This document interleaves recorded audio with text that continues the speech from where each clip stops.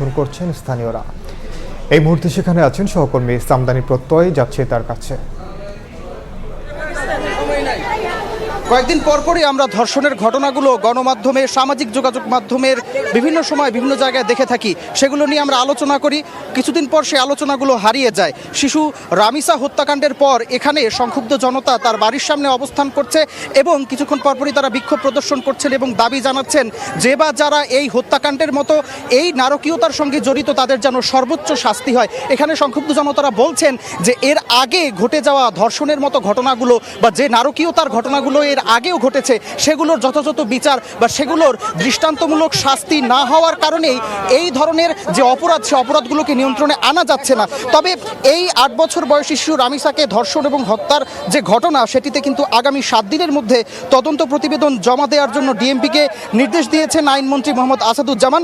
একই সঙ্গে এই ঘটনার যিনি প্রধান আসামি সোহেল রানা, তিনি কিন্তু তার যে জবানবন্দি, সেই জবানবন্দিতে ধর্ষণ ও হত্যার কথা স্বীকার করেছেন এবং একই সঙ্গে ফৌজদারি কার্যবিধির 164 ধারায় ঢাকা মহানগর ম্যাজিস্ট্রেটের কাছে তাকে জবানবন্দি দেওয়ার পর তাকে আদালতে প্রেরণ করা হয়েছে। এবং এই ঘটনার সঙ্গে রামিসার যিনি বাবা আব্দুল হান্নান মোল্লা, তার দায়ের করা যে মামলা, সেই মামলায় সোহেল রানা এবং অভিযুক্ত সোহেল রানার স্ত্রী এবং একই সঙ্গে আরও একজন অজ্ঞাতনামাকে আসামি করা হয়েছে। মামলার এজাহারে বলা হয়েছিল সোহেল রানা কৌশলে রামিসাকে নিজের বাসায় নিয়ে যান, সেখানে তাকে ধর্ষণ ও হত্যা করা হয়।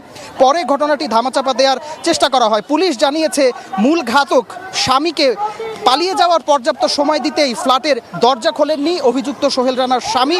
পরে তার স্বামী জানালার গ্রিল কেটে পালিয়ে যাওয়ার পর তিনি আসলে দরজা খুলেছিলেন। আমরা এখানে দেখতে পেয়েছিলাম সমাজের বিভিন্ন স্তরের মানুষ, এই মিরপুর, পল্লবী, এই এলাকার বিভিন্ন অঞ্চলের মানুষ এখানে এসে সমবেত হয়েছেন এবং তারা আসলে একটি বিষয় দাবি জানাচ্ছেন যে যত দ্রুত সম্ভব এই অভিযুক্ত সোহেল রানাকে শাস্তির আওতায় আনা হবে এবং সরকারের পক্ষ থেকে দৃষ্টান্তমূলক শাস্তির ব্যবস্থা করা হবে, যাতে এর আগে যে ঘটনাগুলো ঘটেছে ধর্ষণের, সেই ঘটনাগুলোর সঙ্গে এই শিশু রামিসা ধর্ষণের যে ঘটনা, সেটির দৃষ্টান্তমূলক শাস্তি হবে, যাতে ভবিষ্যতে এ ধরনের কোনো কর্মকাণ্ড সম্পূর্ণ করতে যে কেউ ভয় পায়। এই ছিল আমার কাছে রাজধানীর পল্লবী থেকে সবশেষ।